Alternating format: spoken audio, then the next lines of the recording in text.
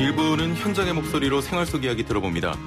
올해 과로사로 추정되는 택배 노동자만 13명, 코로나19로 늘어난 업무량에 택배업계에서는 지속적인 SOS를 보냈지만 열악한 환경과 처우는 개선되지 않고 사회적 문제로 얘기가 되고 있습니다. 특히 각 업체의 속도 경쟁으로 인한 택배 근로자들의 장시간, 야간 노동 문제가 주요 원인 중 하나로 이야기되고 있는데요. 자세한 내용 녹색병원 임상혁 원장 연결해 들어보겠습니다. 원장님 안녕하세요. 예, 안녕하십니까. 예. 자, 먼저 총알 배송, 심야 배송을 멈춰달라 당부하셨습니다. 의학적으로 어떤 문제가 있다고 보십니까? 예, 우선 당일 배송이라고 하는 거는 장시간 노동을 하게 돼요. 아침부터 새벽까지 일하니까 예. 이런 장시간 노동을 해서 문제가 되는 거고요. 총알 배송, 심야 배송 이런 것은 보통 밤에 밤 12시 전에 주문하면 그 다음날 새벽에 도착한다고 하잖아요. 예. 이거는 굉장히 고강도의 야간 노동을 하게 됩니다. 예. 그래서 이런 장시간의 노동 또는 이런 심야 노동 이런 것들이 건강상에 굉장히 좋지 않은데요. 대표적으로 문제가 되는 것이 지금처럼 심장질환 예. 또는 뇌혈관 질환으로 인해서 질병이 생기는 것이고요. 그로 인해 사망하기도 합니다. 예. 바로 이제 과로사라고 하는 것이죠. 이런 문제가 있습니다. 예. 자, 지금 택배 노동, 장시간 노동 환경이 결국 좀 사망에 이르게 한다, 이런 연관성이 있다고 보시는 거죠? 예, 그렇습니다. 예. 자, 우리 사회 곳곳에 3교대 근무나 야간 근무 등 심야 노동을 하는 분들이 많으십니다. 자, 이런 분들도 이런 심야 노동의 위험에 노출돼 있다, 이렇게 봐야 될까요?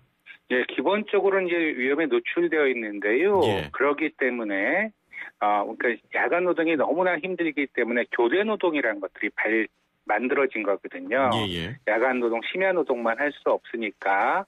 그리고 야간 노동을 한다고 하더라도 예를 들면 병원 같은 경우에는 야간 노동을 한 달에 10번만 하고 20일은 쉬게 해요. 예.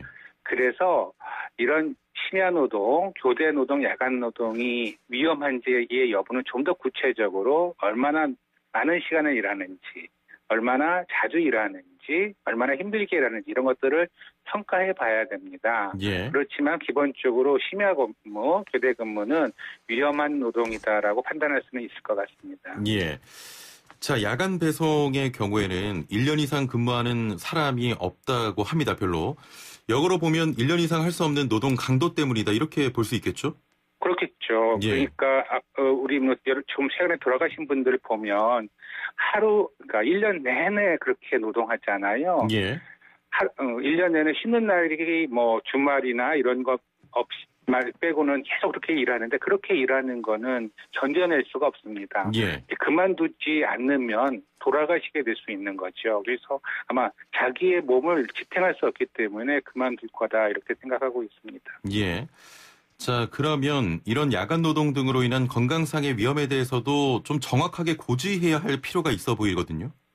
예, 맞습니다. 실은 그래서 이렇게 심야 노동을 하는 사람들은 고지뿐만 아니라 기업에서는 1년에 한 번씩 건강검진을 하게 합니다. 특수 건강검진. 그러니까 굉장히 위험한 노동이기 때문에 몸에 어떤 변화가 일어났는지 검진도 하고요. 그 결과도 고지하게 됩니다. 그런데 택배 노동자, 우리 배송 노동자들은 노동자가 아니에요. 예. 그러니까 사업주의 책임이 없습니다. 그러니까 건강검진도 받지 못하고 그런 위험성에 대한 고지도 듣지 못하게 되는 거죠. 예.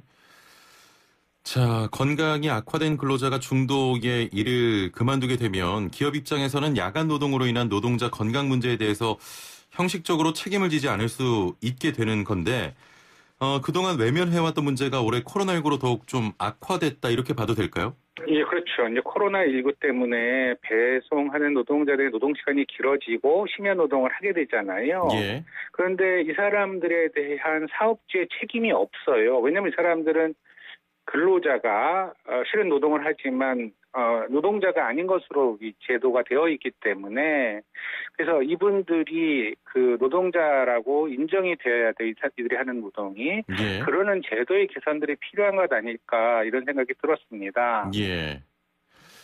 자, 지금 그 로켓 배송, 새벽 배송이 최근에 좀 많은 택배 회사에서 진행하고 있는데 필연적으로 심야에 고강도의 근력 노동을 하게 되고 심야에 일하는 것이 일단 생명을 위협할 수 있는 일인 거죠? 예, 그렇습니다. 아까도 예. 말씀드렸죠. 예. 이거는 고강도 노동과는 좀 다른 문제입니까? 심야에 노동하는 것 아니죠. 자체가? 그러니까 예. 보통 우리가 약간 심야에 노동을 하더라도 심야의 노동은 대부분 좀 편안합니다. 예. 병원에서도 마찬가지로 환자가 심야에는 적고요. 또 불도 예를 들면 약간 119도 예. 심야에는 불이 좀 덜 나죠. 그래서 심야 노동은 좀 편한데요. 예.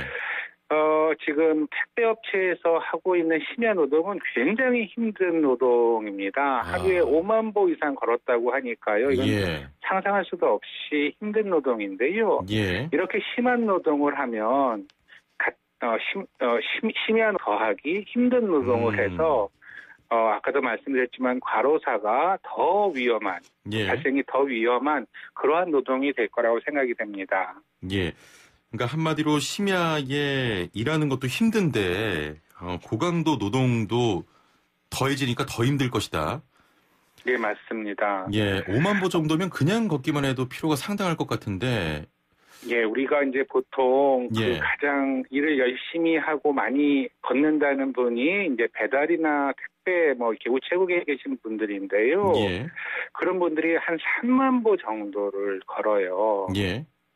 그런데 최근에 한 물류센터에서 돌아가신 분은 심야에 예. 8시간 정도 근무하는데도 5만 보 이상 걷는 날이 있었다고 하니까요. 그분의 노동 강도가 어땠는지는 쉽게 짐작할 수 있을 것 같습니다. 예. 예. 자, 그동안 사실 저희도 이 택배 노동 문제와 관련해 좀 노동 쪽으로 이야기를 해봤는데 오늘 좀 의학적으로 이야기를 해봐야 될 것 같습니다. 일단은 예. 다시 한번 그 심야 노동 자체가 왜 위험한지 좀 의학적으로 몸에 어디가 안 좋은지 다시 한번 짚어주시겠습니까? 예, 심야 노동은 몇 가지 위험한 것들이 있습니다. 예. 우선 첫 번째 뭐냐면 이게 생체 리듬을 깨트려요. 예. 생체 리듬을 깨트려서 첫 번째로 문제가 되는 건 사고가 굉장히 많이 증가합니다. 예. 그래서 안전사고가 굉장히 높게 증가하고 이런 것이 가장 큰 문제고요. 예. 그래서 우리 쓰레기를 수거하는 환경미화원들의 심야 노동을 하면서 사고들이 굉장히 많았지 않습니까? 그렇죠. 그런 것도 이제 이런 심야 노동의 원인이 되는 거고요. 예.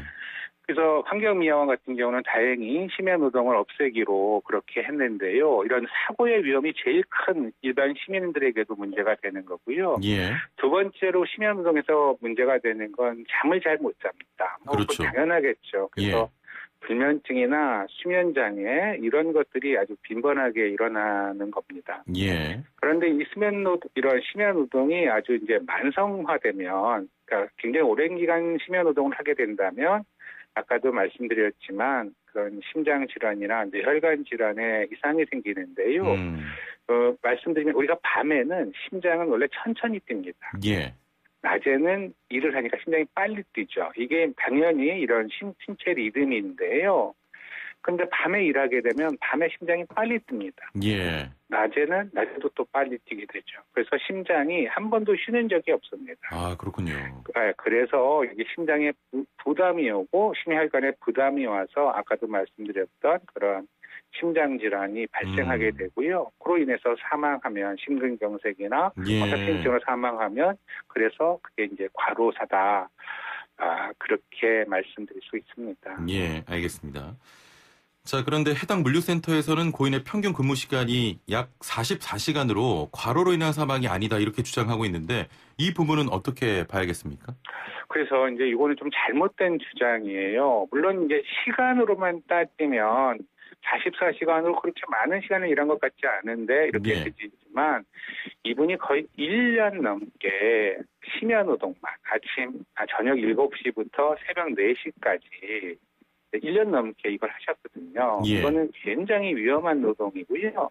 정부에서도 보통 이렇게 일을 하면 30%를 가산해달라고 노동시간에 이렇게 하고 있습니다. 또 더한 것은 이렇게 야간 노동을 하면서 굉장히 힘든 노동을 하신 거거든요. 예. 하루에 5만 번 정도 걸었다고 하니까요. 이런 위험 요인들이 계속 중첩되면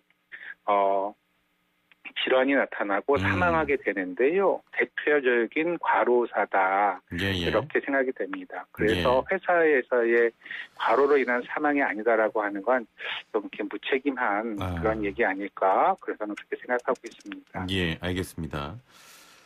최근에 이런 문제들이 계속되면서 소비자들은 이런 야간 노동이 필요한 배송 서비스를 이용하지 않겠다 이런 입장을 밝히기도 했고 또 분류인력 투입이 중요한 해결책 중 하나로 얘기가 되고 있는데 보다 좀 장기적인 제어 방안이 필요할 것 같습니다. 방법이 없겠습니까?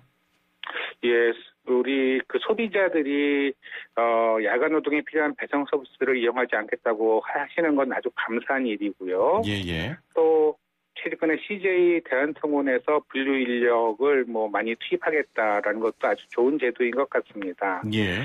네, 보다 이제 장기적인 제안을 드린다면 우리가 말하는 그 당일 배송, 그다음에 총알 배송, 로켓 배송 이런 것은 옛날에는 없었던 거거든요. 그렇죠. 그러니까 우리 이제 일반 시민들이 하나도 불편하지 않게 잘 살았어요. 그래서 이것은 좀 금지하자. 예. 그런데 다 금지할 수는 없고 꼭 필요한 경우들이 반드시 있습니다. 예. 그런 경우에만 심야 배송, 당일 배송을 허용하고 물론 이제 그럴 때는 배송료가 더 올라가야 되겠죠. 병원에서도 야간에 오는 환자들은 진료비가 훨씬 비쌉니다. 그런 것과 같은 것으로 그런 정도의 차별을 두면 아마 좀 더 택배 노동자들이 건강하게 노동하지 않을까 그런 생각이 듭니다. 조금 전에 한진 말씀하셨지만 심야 배송 중단 그리고 분류 지원 인력 1000명 투입 이런 대책을 발표했는데 일단 분류 지원 인력 1000명 투입에 대해서는 어떻게 보십니까? 예, 아주 긍정적으로 봅니다. 왜냐하면 우리 택배 노동자들이 이제 가서 분류부터 하면 오전 시간을 다 보내게 되고 또 그 물건을 당일날 배송해야 되니까 새벽까지 일하게 되고 집에 들어가면 5시, 4시에 들어갔다가 또 아침 7시, 8시에 나와서 또 분류 작업하고 이러면서 계속 장시간 노동을 하게 되었는데요. 그래서 그런 분류 작업에 인력들을 투입해서 택배 노동자들이 좀 시간적인 여유를 가질 수 있게 노동한다는 건 굉장히 긍정적인 면이 있다. 저는 그렇게 생각하고 있습니다. 정부에서 근로자 건강관리센터를 활용해서 택배 대리점 등으로 이동식 건강상담을 한다 이런 계획도 얘기가 됐는데 업무량에 쫓기는 택배기사들이 잘 활용할 수 있을지 이런 의문도 듭니다. 지원책이 되겠습니까? 근로자 건강센터는 저희 병원에서도 운영하고 있는데요. 실제로 택배 노동자들이 이게 활용이 된다면 굉장히 의미 있을 것 같습니다. 그런데 지금 너무 바쁜 분들이어서 시간을 낼지는 모르겠어요. 자신할 수가 없는데요.